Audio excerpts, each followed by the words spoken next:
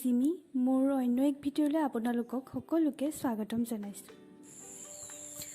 ভিডিঅ'টো মই পথাৰৰ পৰা ষ্টাৰ্ট কৰিছোঁ। মই অলপ আগত কলেজৰ পৰা আহিছোঁহে আৰু মা পথাৰত আছিলে, সেইবাবে মই পথাৰলৈকে গুচি আহিলোঁ।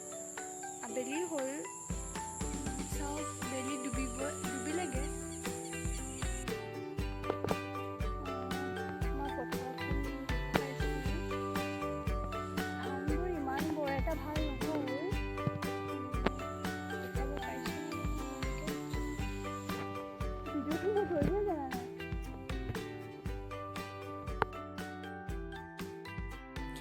কলেজলৈ যোৱাৰ বাবে পথাৰলৈ দেৰিকৈ গ'লোঁ মই, আৰু মায়ে ভিডিঅ'টো অকণমান কৰি দিলে। মই ধান কটা দৃশ্যটো অলপমান আপোনালোকক দেখুৱাবলৈ চেষ্টা কৰিছোঁ।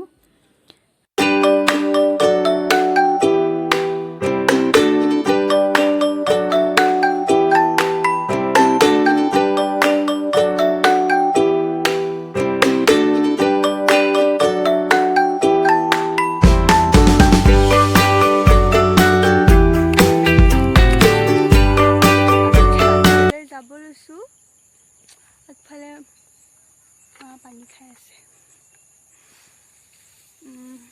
মই এতিয়া যাব লৈছোঁ, আৰু ঘৰৰ পিছফালে আমাৰ পথাৰখন।